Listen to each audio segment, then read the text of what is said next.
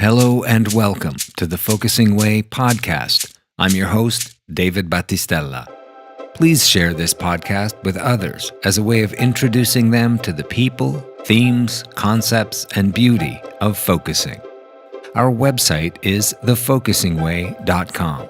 Follow us on Twitter at The Focusing Way. This podcast is available on iTunes and Stitcher. Our philosophy is simple: focusing for better living. If you really enjoy this, you can support us by making a contribution via Patreon as well. All the links are on the website. Now, on to the good stuff.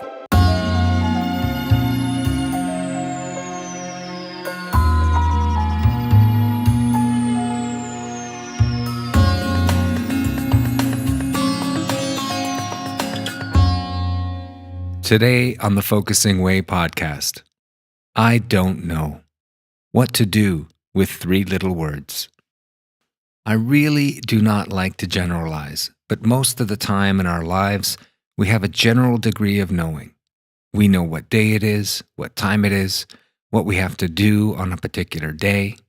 We have skills. We can read, we can write, or we can draw from any number of particular individual talents any one individual might have.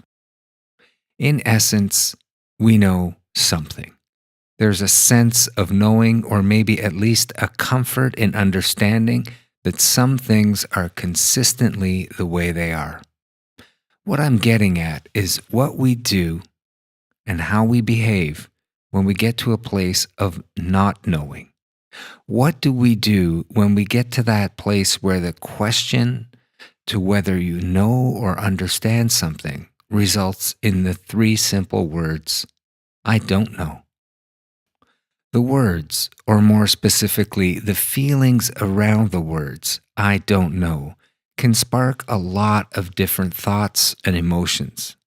In a test or in a direct question from your boss, it can instill a sense of panic. It can create feelings of inferiority or public embarrassment.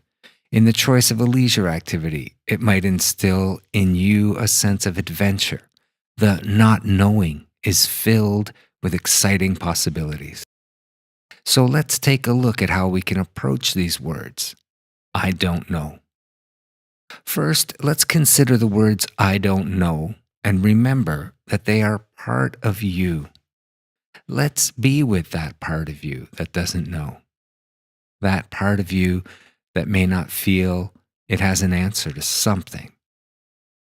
Let me give you a personal example. As many other creative people, or anyone for that matter, my day is filled with the need to make decisions. Call them creative choices. In the creation of a film, there's a lot of internal struggle. Parts are competing to put forward ideas, to structure things in a certain way, to tell a story the way it wants to be told, to make things sound or to be a certain way, to consider an overall impression, or to consider the audience's response, and so on. So many decisions need to be made before, during, and after. So many considerations need to take place, and all of them can take you down a path to a completed film that you and your many parts are happy with, and that, with any luck, people can relate to. So, filmmaking puts you in a constant state of not knowing. There's a real process that goes on here. Some of it is biased. Some of it is based on facts. In my case, it is all based on condensing what I experienced, or to be more precise, the version of the things I witnessed that feel true to that which I witnessed. I see my films as a compression of reality that have people come away with a feeling. So my I don't knows are not so much based on facts, but on the facts as I witness them. Me, how I witness them. Just like every member of an audience sits and takes in a music show or a play or a movie, cannot come away with the exact same idea of the performance, I cannot pretend that every person has experienced a scene or event the way I have experienced it. Some people call this the Mandela Effect and insist that they experienced or saw things that some others witnessed, but by and large, a majority of people remember it, in this case, I mean history, differently. I don't know in this case becomes tricky business because you can be very convinced that you not only know, but you saw. Let's turn for a moment toward a memory.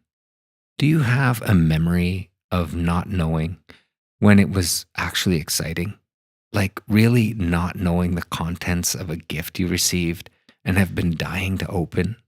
This kind of I don't know provokes a certain kind of reaction in us that can be a kind of pleasant torture because an expectation is generated, which something in you really believes could possibly bring you tremendous joy. Let's turn now toward a part that says, I don't know, because it's afraid. That's a whole other story, isn't it? Let's say a person is afraid of flying. That fear might be rooted in the part that says, I don't know what might happen. In this case, fear is the result of the unknown. I don't know takes on a meaning of an unknown event or sequence of events projected into a future time and place with the result somehow being drastic.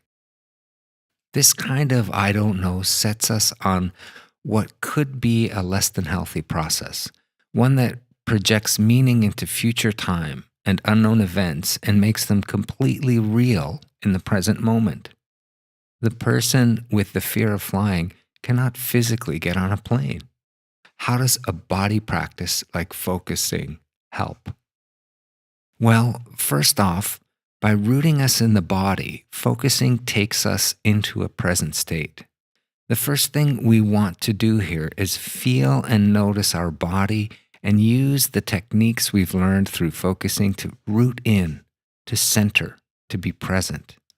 Breathe, sense, and get in touch with that one in you that is afraid of what it cannot know. We want to take the time to say hello, to be with that one and get to know it better. We invite the sense of it. We might sit with it and listen to the whole story it has created and wants to communicate. This is a very important teaching of Anne Weiser Cornell. We, in this state of presence, want to get bigger than this part of us that is seemingly taking control and actually deciding things for us. Now, I know I used flying as an example of a fear rooted in the words, I don't know, but this can extend to anything. I'm using it right now to help guide can be a gift in this sense as well. That question, I don't know, or that statement, I don't know, can be a gift in this sense as well, because ultimately the words, I don't know, are a complete starting point. You can actually take the words and use them to your advantage when applied in a focusing way. Just a natural curiosity around 3 simple words can stimulate a path forward for your life. And I wish I had a lot more to tell you at this point about where the words, I don't know, will next take me. But honestly, in this exact moment, I don't know. And that has put a massive, massive smile on my face.